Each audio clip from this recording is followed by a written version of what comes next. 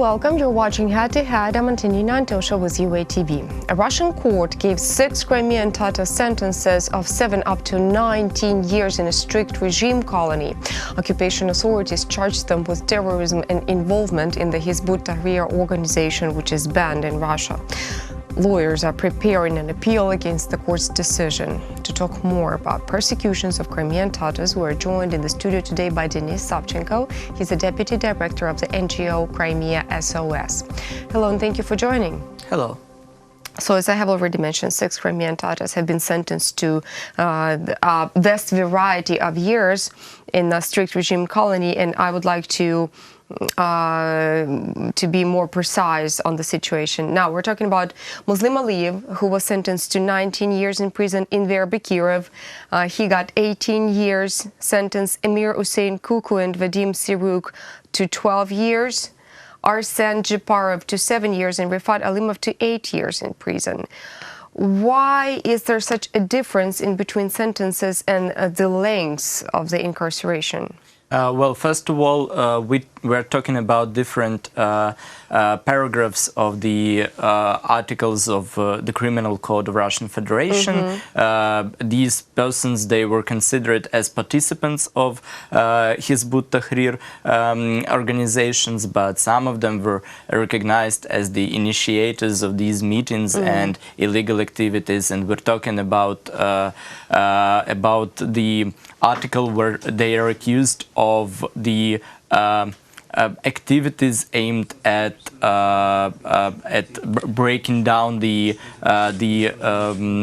authority of Russian Federation in the territory of Crimea, and this is why there is such a difference in the sentences that you've mentioned. But it is worth mentioning that from the very beginning of the trial against these people, lawyers and both representatives of international civic society community, they stressed on the fact that there is no proof, there are no evidences of the guilt, and it is only based on presumption and evidences of some secret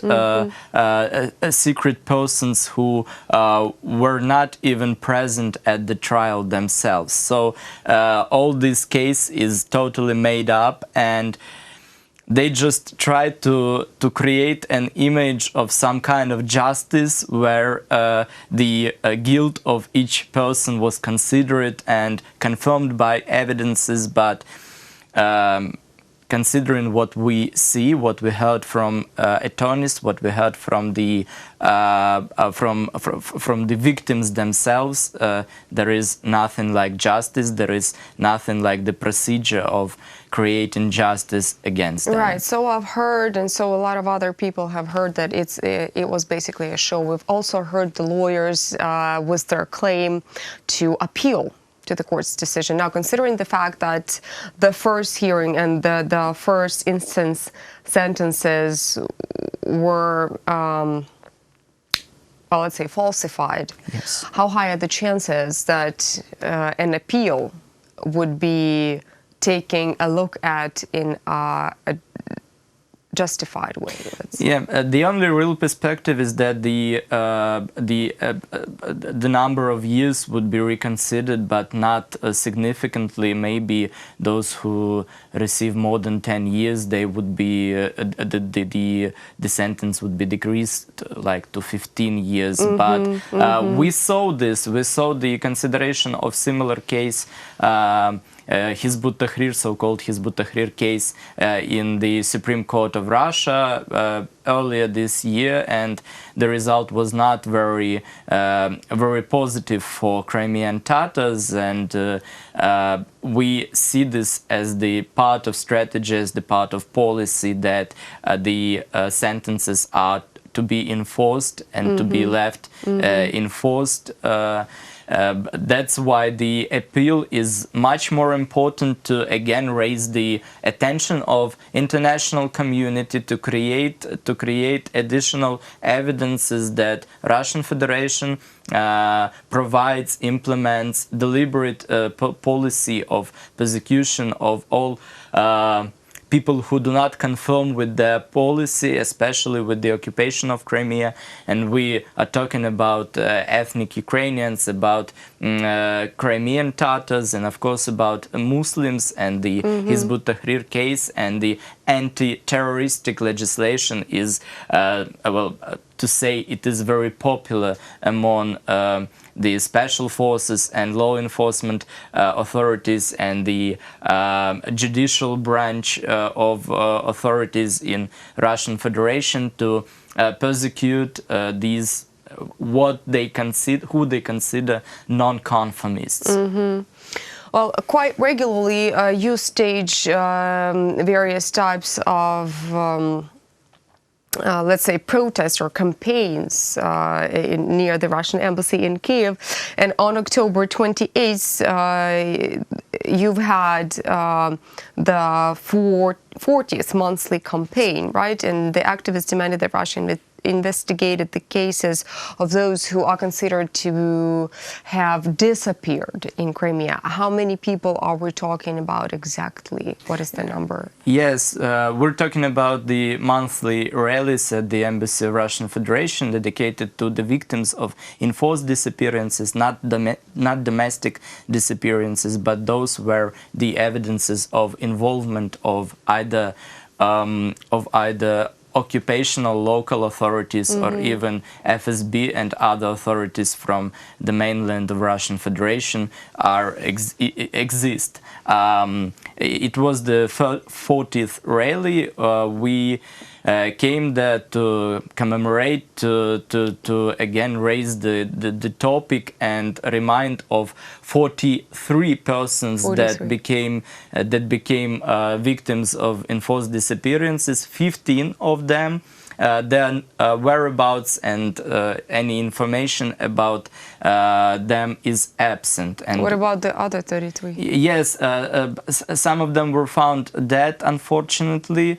2 of them were deported from the territory of Crimea, which Russian Federation considers as the territory of Russia. The other persons were either found and saved, so-called, yes. So they were found, and I think 2 persons they were found in prisons in Russian Federation.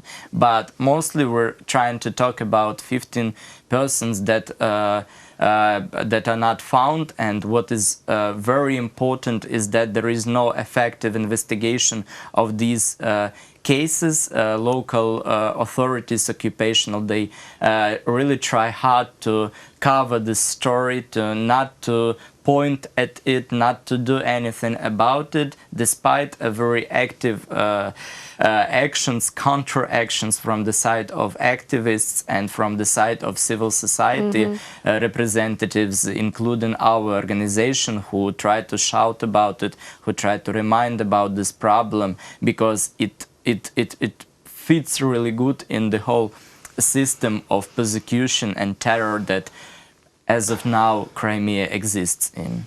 Is the situation so dire only in the case with Crimean Tatars, or is it as bad with the Ukrainians also? What I mean is, if in general there are 87 people missing, Ukrainians and Crimean Tatars altogether, you said that 43 of them are Crimean Tatars. Now, what about Ukrainians? Are there any information of their whereabouts? And is there an investigation launched by the Russian occupied authorities into their disappearance? When I talk about these 15 persons that still are not found, and we don't know any information about them, this list includes both ethnical Ukrainians, including Euromaidan activists who, on a very preliminary stage of occupation, came to Crimea to support pro-Ukrainian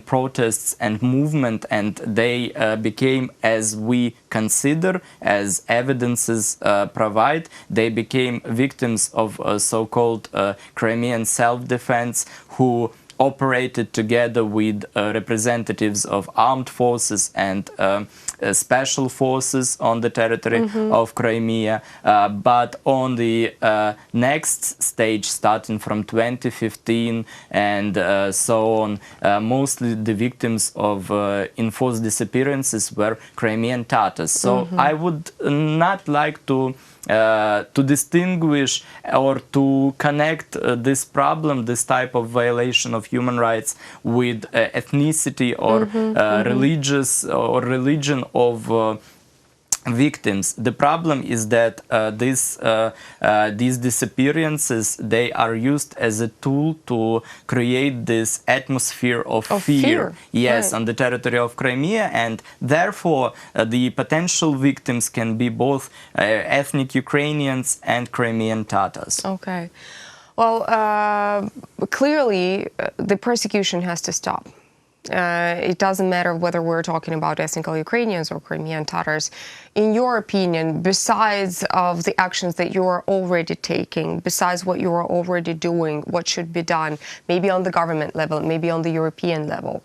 Well, first of all, the Ukrainian government have to finally adopt some kind of a strategy on how to overcome these negative consequences, and based on this strategy, when the government would publicly take the responsibility and voice very clear statements about what is its plan on how to support victims of human rights violations, how to prevent them, then the next step would be increasing the budgetary funding from the state budget of Ukraine for activity, for example, of the Office of Prosecutor of Crimea in Ukraine.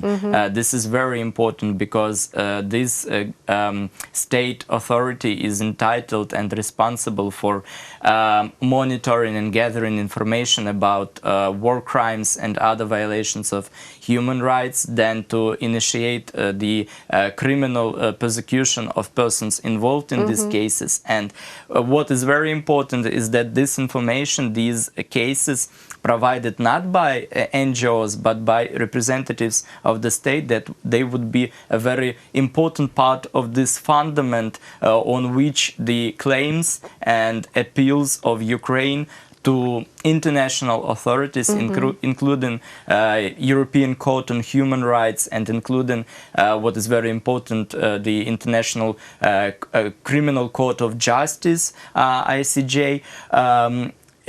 It would be a very important basis, this information that was provided both by the state, by the Ministry of Justice, gathered by the Prosecutor's Office, and confirmed or even detailed by representatives of NGOs. This is the first part of the answer, and the second part is that it is very important still to try to catch the attention of international community to the problem of occupation of Crimea, to those violations that are supported, that provide this and ensure this occupation as of now, and not only to talk about it, but to step by step to go towards applying corresponding suit cases, and maybe